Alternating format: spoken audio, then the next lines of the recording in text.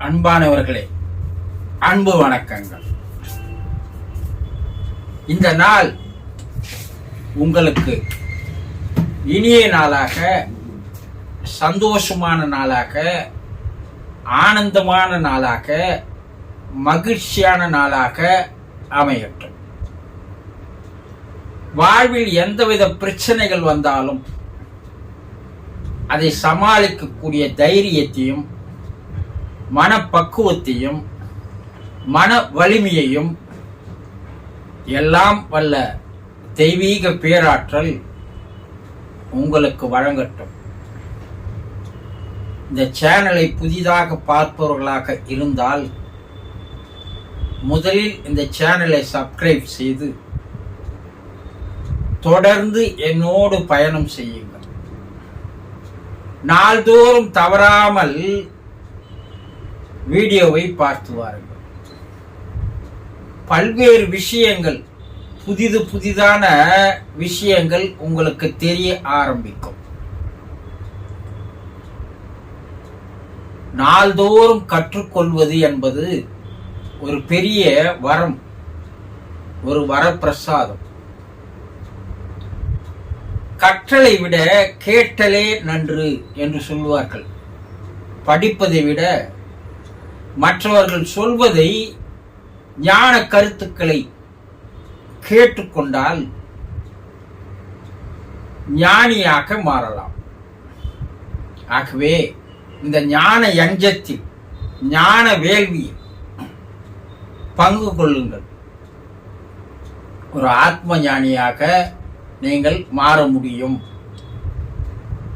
அப்படி ஆத்ம ஞானியாக நீங்கள் மாறினீர்களானால் மேல் உலகில் நல்ல ஒரு இடமும், அடுத்த பிறப்பிற்கு ஒரு நல்ல உயர்ந்த ஒரு வாழ்க்கையும் உங்களுக்கு அமையும். வாழும் பொழுதே உங்களுடைய வாழ்க்கையை மாற்றி அமைத்துக் கொள்ளக்கூடிய ஒரு தெளிவு உங்களுக்கு கிடைக்கும். என்று நாம் என்ன பார்க்க போகிறோம் என்றால், ஒருவர் இறந்த பின்பு அவர் ஆன்மா மேல் உலகம் செல்கிறது. அந்த ஆன்மாவிற்கு ஆசைகள், பந்த பாசங்கள், உறவுகள் எல்லாம் இருக்குமா என்று ஒருவர் கேள்வி கேட்டிருக்கிறார். ஒருவர் இறந்த பின்பு அந்த இறப்பு, மரணம், சாவு என்பது என்னவென்றால், இந்த தூள உடல் மட்டும்தான் மரித்து போகிறது. இந்த எலும்பாலும், தசையாலும், இரத்தத்தாலும், நரம்பாலும் உருவாக்கப்பட்ட இந்த உருவம், இதை அன்னமய கோஷம் என்று சொல்வார்கள். அன்னம் என்றால் உணவு. உணவு உண்டு உண்டு இந்த உடல் வளர்கிறது. அதனால் அன்னத்தால் ஆன உடம்பு, கண்ணால் பார்க்கக்கூடிய உடம்பு. இந்த உடம்பு இனிமேல் நமக்கு பயன்படாது, இந்த உடம்பில் இனிமேல் சவாரி செய்ய முடியாது, இந்த வண்டியை இனிமேல் ஓட்டிக்கொள்ள முடியாது என்று ஆன்மாவானது எப்போது முடிவு செய்கிறதோ அப்போது இந்த உடலை விட்டு ஆன்மா வெளியேறி விடுகிறது. அப்ப இந்த தூள உடல் மட்டும்தான் மரித்து போகிறது. இதை தேகம் என்று சொல்வார்கள், சரீரம் என்று சொல்வார்கள். இது இனிமேல் பயன்படாது. இதை எரித்தோ அல்லது புதைத்தோ முடிவுக்கு கொண்டு வர வேண்டும். ஆனா இந்த தூள உடலை விட்டு வெளியே போவது ஆன்மா மட்டும் அல்ல. இது பல பேருக்கு தெரிவதில்லை, தெரியாது. உங்களுடைய வாழ்நாள் முழுவதும் மனம் என்று ஒன்று உங்களிடம் இருந்ததல்லவா? அந்த மனமும் தான் சேர்ந்து வெளியேறுகிறது. ஆன்மாவும் மனமும் ஒரு நாணயத்தின் இரண்டு பக்கங்கள் போன்றது. அப்போ அந்த ஆன்மாவோடு நீங்கள் வாழ்ந்த போது சேகரித்துக் கொண்ட நிகழ்வுகள், எண்ணங்கள், சிந்தனைகள், கனவுகள், ஆசைகள், எதிர்பார்ப்புகள், பந்த பாசங்கள், உறவுகள், இவையெல்லாம் சேர்ந்ததுதான் மனம். இப்ப இந்த மனமும் மேலே போகிறது, ஆன்மாவும் போகிறது, மனமும் போகிறது. இந்த மனம் இருக்கின்ற வரை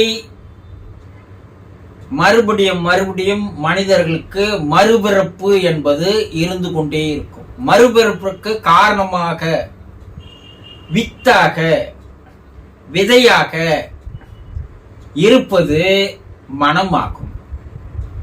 இந்த பிறப்பில் நீங்கள் மனதை புனிதப்படுத்திக் கொண்டிருந்தால் அடுத்த பிறப்பு உங்களுக்கு அவதாரமாக, மகானாக மாறுவதற்குண்டான பிறப்பாக அமைகிறது.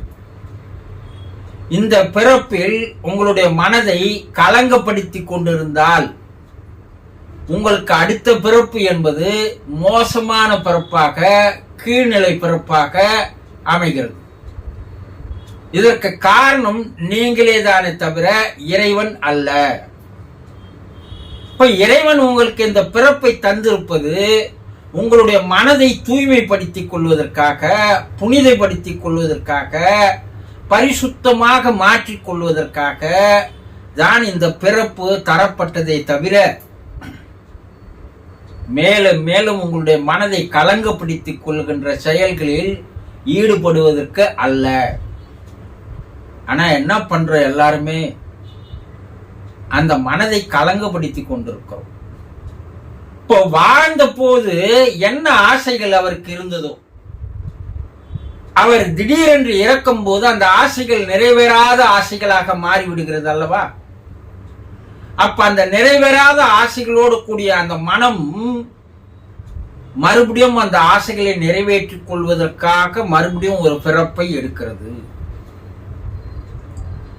வாழ்ந்த போது கணவன், மனைவி, தாய், தகப்பன், அண்ணன், தம்பி, அக்கா, தங்கை என்ற இந்த உறவுகள் இருக்கிறது பார், மாமன், மச்சான் என்று சொல்லக்கூடிய இந்த உறவுகள் இறந்த பிற்பாடு கூட அந்த மனதில் அந்த உறவுகள் அப்படியே இருப்பதால் அந்த மனமானது ஆன்மாவோடு மேலே போகும்போது அந்த உறவுகளை நினைத்து அது வருந்துகிறது, கவலைப்படுகிறது, வேதனைப்படுகிறது, கண்ணீர் விடுகிறது.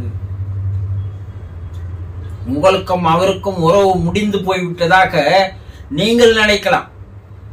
அவர் இறந்துட்டாருங்க, அதோடு எல்லாம் முடிஞ்சு போச்சு, இனி அவருக்கு நமக்கு உறவு கிடையாது, அவருக்கு நமக்கும் தொடர்பு கிடையாது என்று நீங்கள் நினைத்தால் அது முற்றிலும் தவறு. இறந்த பின்பு கூட ஆவி உலகில் இருக்கின்ற அவருக்கு உங்களோடு அந்த உறவு தொடர்கிறது, அது முடிந்து போகவில்லை. உங்களை நினைத்து அவை வேதனைப்படுகிறது, கண்ணீர் விடுகிறது, கலங்கி நிற்கிறது. ஐயோ, நம்முடைய குடும்ப அங்கத்தினர்கள் எப்படி இருப்பார்களோ, எப்படி வாழ்வார்களோ, நாம் வந்து விட்டோமே என்று நிமிடந்தோறும் மணிதோறும் அது நினைத்து பார்த்து உங்கள் மீது ஒரு அக்கறையும் ஒரு ஆர்வமும் வைத்திருக்கிறது, அன்பு வைத்திருக்கிறது, பாசம் வைத்திருக்கிறது, நேசம் வைத்திருக்கிறது. அப்போ உறவுகள் முடிந்து போவதில்லை. இந்த ஆசப்பாசங்கள் இருக்கிறது, பந்த பாசங்கள் இருக்கிறது. அந்த உறவுகள், ஆசாபாசங்கள், ஆசைகள், பந்த பாசங்கள், எதிர்பார்ப்புகள் எது வரைக்கும் இருக்கும் என்றால் அந்த ஆன்மா சாந்தி அடைந்து மறு ஒரு பிறப்புக்கு போகின்ற வரை இருந்து கொண்டுதான் இருக்கும். அது வரைக்கும் எத்தனை ஆண்டுகளானாலும் உங்களுக்கு அவர் என்ன உறவாக பூமியில் வாழ்ந்த போது இருந்தாரோ, தாயாகவோ, தகப்பனாகவோ, அண்ணனாகவோ, தம்பியாகவோ, கணவனாகவோ, மனைவியாகவோ, இல்லை பிள்ளைகளாகவோ, எந்த உறவோடு அவர் வாழ்ந்து வந்தாரோ அந்த உறவு அப்படியே அங்கிருந்து தொடர்கிறது. இப்பவும் அவர் உங்களுக்கு பிள்ளை தான், இப்பவும் அவர் கணவர் தான், இப்போ அவர் மனைவி தான். இதுல எந்த விதமான மாற்றமும் இல்லை. இதில் நீங்க எதிலும் சந்தேகப்பட வேண்டிய அவசியமும் இல்லை. அப்போ இறந்த பிற்பாடு கூட அந்த உறவுகள், ஆசா பாசங்கள், பந்த பாசங்கள் எல்லாம் தொடர்ந்து நீடிக்கிறது. அவர் ஆன்மா சாந்தி அடைந்து மறுபிறப்பு எடுக்கின்ற வரை உங்களுக்கும் அவருக்கும் இருக்கிற உறவு தொடர்ந்து கொண்டே இருக்கும் என்பதில் தெரிந்து கொள்ளுங்கள். சந்தேகம் தேவையில்லை. புரிந்து கொண்டீர்களா? சந்தோஷம்.